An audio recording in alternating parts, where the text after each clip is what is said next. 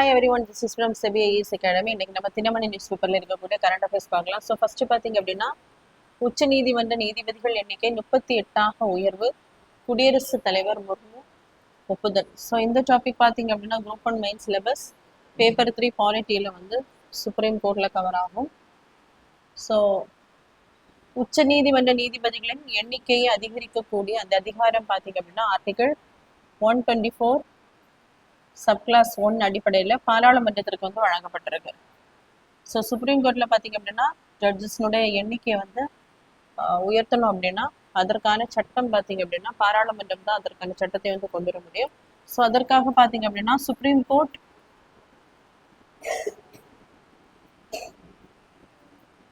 Court number of judges act 1956 வந்து கொண்டு வந்திருப்பாங்க. ஸோ இதன் அடிப்படையில் பார்த்தீங்க அப்படின்னா அடுத்து சுப்ரீம் கோர்ட்ல இருக்கக்கூடிய அந்த நீதிபதிகளுடைய எண்ணிக்கை வந்து அதிகரிக்கப்பட்டிருக்கும். ஸோ 1950ஆம் ஆண்டு மொத்தம் 8 பேர் இருந்திருப்பாங்க. So including chief justice of India. So அதுக்கப்புறமா 1956ஆம் ஆண்டு 11ஆக அதிகரிக்கப்பட்டிருக்கும். 1960 வந்து 14ஆக அதிகரிக்கப்பட்டிருக்கும். 1978 பார்த்தீங்க அப்படின்னா 18ஆக அதிகரிக்கப்பட்டிருக்கும்.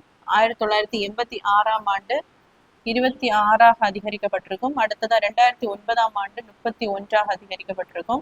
2019ஆம் ஆண்டு பார்த்தீங்க அப்படின்னா 34ஆக அதிகரிக்கப்பட்டிருக்கும். தற்போது பார்த்தீங்க அப்படின்னா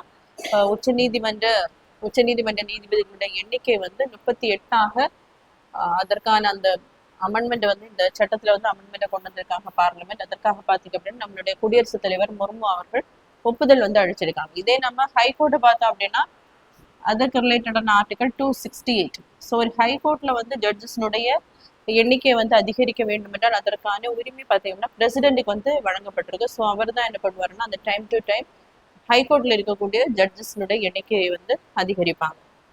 ஸோ நெக்ஸ்ட் பார்த்தீங்க அப்படின்னா பிரதமர் மோடிக்கு ஸ்வீடன் நாட்டின் உயரிய விருது. ஸோ இந்த டாபிக் பார்த்தீங்கன்னா குரூப் 1 மெயின் சிலபஸ் பேப்பர் 2 அவார்ட்ஸ்ல வந்து கவர் ஆகும்.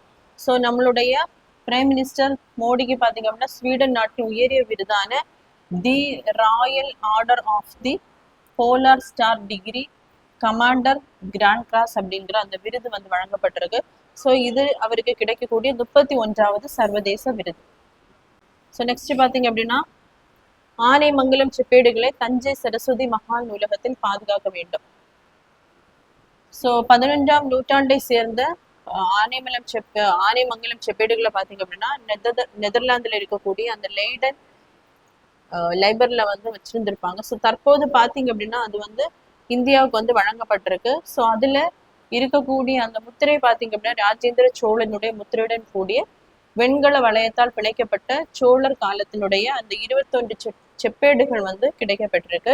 ஸோ இது பார்த்தீங்க அப்படின்னா பண்டைய தமிழ் பாரம்பரியத்தின் விலை மதிப்பெற்ற ஒரு பகுதியாகவும் வரலாற்று முக்கியத்துவம் வாய்ந்ததாகவும் இருக்கு. ஸோ இதுல அந்த டீட்டெயில்ஸ் பார்த்தீங்க அப்படின்னா 1000 ஆண்டுகளுக்கு முன்பு நாகப்பட்டினத்தில் உள்ள அந்த சூடாமணி விஹாரை என்ற அந்த பௌத்த மடையாளத்திற்கு பார்த்தீங்க அப்படின்னா ஆனைமலம் அப்படிங்கிற கிராமம் வந்து வழங்கப்பட்டிருக்கு. ஸோ அது அந்த செப்பேடுல வந்து குறிப்பிட்டிருக்கு.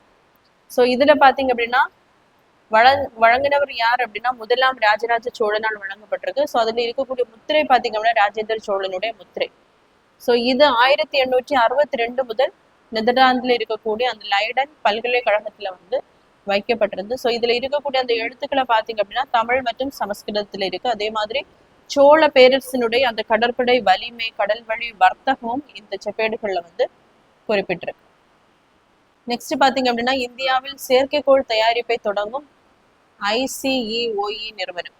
ஸோ இந்த நிறுவனம் பார்த்தீங்க அப்படின்னா ஃபின்லாண்ட்ல இருக்கக்கூடிய ஒரு நிறுவனம். ஸோ இங்க பார்த்தீங்க அப்படின்னா அந்த அதிநவீன செயற்கை துளை ரேடார் செயற்கைக்கோள் தயாரிக்கக்கூடிய ஒரு ஃபின்லாண்டை சார்ந்த ஒரு நிறுவனம். ஸோ இங்க பார்த்தீங்க அப்படின்னா இந்த நிறுவனம் வந்து இந்தியாவில் அதனுடைய அந்த நிறுவனத்தை வந்து தொடங்க இருக்கிறாங்க. ஸோ என்னென்ன ஃபெசிலிட்டிஸ் கிடைக்கும் அப்படின்னா வாடிக்கையாளர்களுக்கு செயற்கைக்கோள் மூலம் கண்காணிப்பு மற்றும் உளவு சேவைகளை இந்தியாவில் இந்த நிறுவனம் தயாரிக்கும். ஸோ இது வந்து உள்நாட்டு தேவைக்கு அளிக்கப்படுவதோட சர்வதேச சந்தைகளுக்கும் அனுப்பப்படும். இது பார்த்தீங்க அப்படின்னா இந்த அதிநவீன ரேடார் அப்படிங்கிறது அந்த கிளவுட்ஸினுடைய எந்த விதமான அந்த எதிர்ப்பு இருந்தாலும் அதையும் தாண்டி ஒரு துல்லியமாக படம் பிடிக்கக்கூடிய ஒரு செயற்கைக்கோளை உருவாக்கக்கூடிய நிறுவனம் தான் இந்த நிறுவனம். ஸோ அவங்க தான் என்ன பண்ண போறாங்க அப்படின்னா இந்தியாவில நிறுவனம் வந்து தொடங்க போறாங்க. ஸோ நெக்ஸ்ட் பாத்தீங்க அப்படின்னா கிளாண்டஸ் தொற்று. ஸோ இந்த கிளாண்டஸ் தொற்று அப்படிங்கிறது குதிரைகள்ல இருந்து மனிதர்களுக்கு, அதாவது குதிரைகள், கழுதைகள், அதே மாதிரி கோவேறு கழுதைகளை தாக்கும் ஒரு வகையான தொற்று தான் இந்த கிளாண்டஸ் தொற்று. ஸோ இந்த தொற்று பாதிக்கப்படும்போது பார்த்தீங்க அப்படின்னா அந்த கொப்பளம் மாதிரி அந்த குதிரை இல்லைன்னா கழுதையினுடைய உடல்ல வந்து உருவாகி அதுலேருந்து வரக்கூடிய அந்த திரவம் வழியாக மனிதர்களுக்கு பரவக்கூடிய ஒரு நோய். ஸோ இந்த நோய் பார்த்தீங்க அப்படின்னா இதனை பரப்பக்கூடிய அந்த நுண்ணுயிரி பர்கோல்டேரியா மலை அப்படிங்கிற அந்த பாக்டீரியா மூலம் தான் இந்த கழலை கட்டிகள் வந்து அந்த குதிரைகள்ல வந்து ஃபார்ம் ஆகும்.